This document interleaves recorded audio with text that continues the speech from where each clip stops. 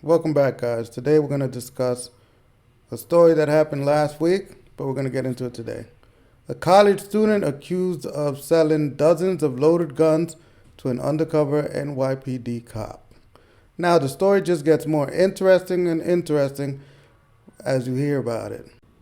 A Tennessee college student who once made the dean's list, wow, they put all that in the report too, was arrested in New York for allegedly selling dozens of loaded guns to an undercover police officer, the prosecutors announced last week.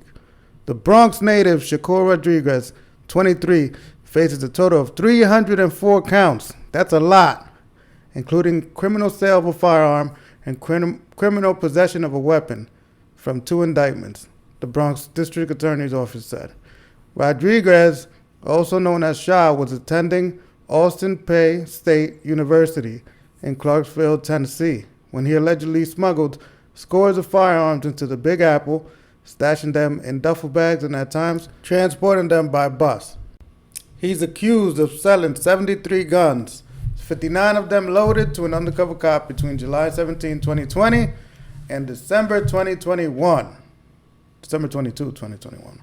While apparently keeping up a 3.5 GPA. All right, now that last part was bullshit. They're just trying to rub it in. But this is the part that gets me super upset. They've been sitting on this guy for a year straight. From July all the way to December, from July 2020 all the way to December 2021, he's been out selling all these guns, and all they've been doing was letting him out free and just collecting guns from him. You have no idea how many guns he already spread out to New York City, which is already crime infested right now as we speak. There's a shooting every single day. Shit, this weekend it snowed, and there was shootings during the snowstorm. Can you believe that? I believe it because I live here, and I put up the report on the screen so you can check it out yourself. But going back to the story, I understand they got to get enough evidence. They got to gather enough evidence to put the criminal away. But they sold 70. They waited till the kid sold them 73 guns. They couldn't stop at 20. They couldn't stop at 15 and still hit him with the book. They waited a whole year. You don't know how many guns he put out in the street. That's the main problem I got with this case. Now, yeah, granted, they probably did all this work so that now he has nowhere to run, nowhere to hide. Like, bro, we got you on 301 counts. You got to give me everything you know. Man, the kid was, according to the report, selling near his stomping grounds on Weeks Avenue, which is right by where he lived, and apparently also by Allen Street in the Lower East Side, the prosecutors say. And then it says authorities are still investigating how and where Rodriguez allegedly got the weapons, which an undercover then bought for $1,000 to $1,500 a pop. Well, I could easily tell you where he bought the weapons. He got it from where he was staying at in Tennessee, down south. Anything down south, you could go in there, you could get a fake license and just start buying guns. And then he obviously drove them up here and sold them for double the money. Guns are not that expensive when you buy them at a real gun store down south. You could get them for $500, $600. You could get the cheaper. You don't have to get the fancy, guns are like cars.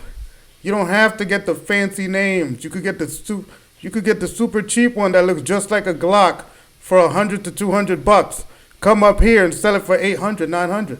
That's exactly what this kid was doing. Now, if you're from New York or know anything about New York, then you would know how strict our gun laws are. No one is allowed to have any guns unless you're a police officer or some type of special security guard or a huge business owner that you have it to protect your business. Most of the time, you have to be law enforcement in New York City. Upstate New York, the gun laws are better. But in New York City, super strict gun laws. Super strict. So this is a huge problem. You got a Bronx kid bringing in guns. He's selling it to criminals when criminals are tearing up the whole city. The crazy thing about this case, I guess his mom or his parents, somebody tried to make a GoFundMe account, but GoFundMe immediately denied them. And then it also says he wasn't a thug. He was respectful. That's what people that knew him said. Well, you don't got to be a thug to commit crime. You know, all it takes to commit crime is you wanting to make money outside the law, and you become a criminal. It's as easy as that. All right, before we leave, let me leave you with this image of where Weeks Avenue is located. As you can see, High Bridge to the left, that's where A Boogie with the hoodie is from. Over there, it's still a little dangerous.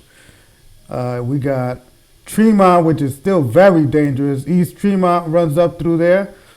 Then you got Morris Heights, which is no good. You got Grand Concourse running through there. And you got Webster Avenue. This guy's in the middle of all these territories, being the huge supplier of weapons.